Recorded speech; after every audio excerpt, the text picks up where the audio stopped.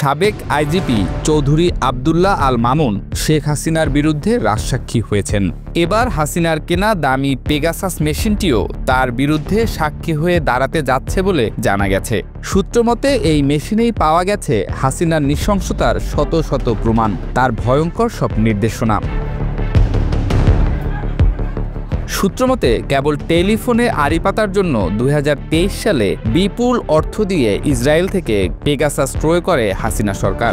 বিরোধী মত দমনে এই মেশিন ছিল হাসিনার অন্যতম হাতিয়ার। এবার সেই হাতিয়ারই ব্যবহার হবে হাসিনার বিরুদ্ধে, কেননা হাসিনার অনেক কল রেকর্ডই এখন পেগাসাস থেকে চলে এসেছে আন্তর্জাতিক অপরাধ ট্রাইব্যুনালের হাতে, এমনটাই দাবি করেছে একটি সূত্র।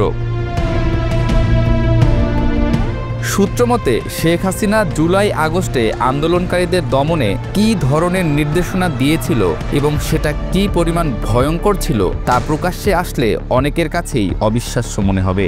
হাসিনার ভয়ঙ্কর রূপ এই সব কল রেকর্ডে সুরক্ষিত রয়েছে। আন্দোলন চলাকালে শেখ হাসিনা এবং তার দোসররা বেশিরভাগ সময়ই তাদের ভয়ঙ্কর সব নির্দেশনা হোয়াটসঅ্যাপে দিত, যার কোনো প্রমাণ কারো হাতে ছিল না। তবে ইন্টারনেট শাটডাউনের সিদ্ধান্তই কাল হয়েছে হাসিনার জন্য, এমন মন্তব্যই পাওয়া যায় আন্তর্জাতিক অপরাধ ট্রাইব্যুনালের একাধিক সূত্র থেকে।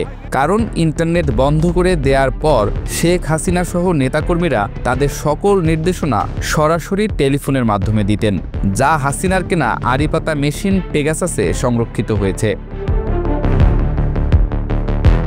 নাম প্রকাশ না করার শর্তে আন্তর্জাতিক অপরাধ ট্রাইব্যুনালের একজন জানান, এমন সব নির্দেশের রেকর্ড পাওয়া গেছে যা শুনলে গা শিউরে উঠবে। এমনকি পুলিশ কমিশনার, সেনাবাহিনীর উচ্চপদস্থ কর্মকর্তা, র্যাব কিংবা আওয়ামী নেতাদের শেখ হাসিনা আন্দোলনকারীদের পরিবারকে ধরে এনে গুম এবং হত্যার নির্দেশও দিয়েছিলেন।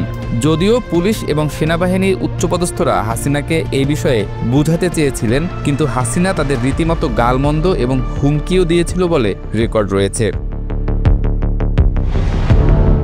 শেখ হাসিনার মুখ থেকে দেখা মাত্র গুলি করার নির্দেশ দেওয়ার বিষয়টিও রেকর্ডে পাওয়া গেছে বলে জানা গেছে।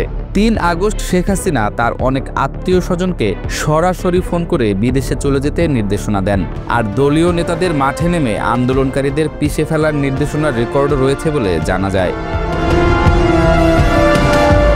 পেগাসাসের কাছে সংরক্ষিত অডিও রেকর্ডে আওয়ামী লীগের তৎকালীন সাধারণ সম্পাদক ওবায়দুল কাদেরকে ফোনে ছাত্রলীগকে দিয়ে আন্দোলনকারীদের বাসায় বাসায় গিয়ে তাদের হত্যার নির্দেশ দিয়েছিল বলে দাবি করে একটি সূত্র। জানা যায় হাসিনার বিরুদ্ধে রাজসাক্ষী হতে শুরুর দিকে মত দেননি সাবেক আইজিপি চৌধুরী আব্দুল্লাহ আল মামুন, কিন্তু তার সাথে হাসিনার কথোপকথনের রেকর্ড শোনার পর মামুন বুঝতে পারেন শেষ রক্ষা আর সম্ভব নয়। তারপরই তিনি সব স্বীকার করে হাসিনার বিরুদ্ধে কথা বলতে রাজি হন।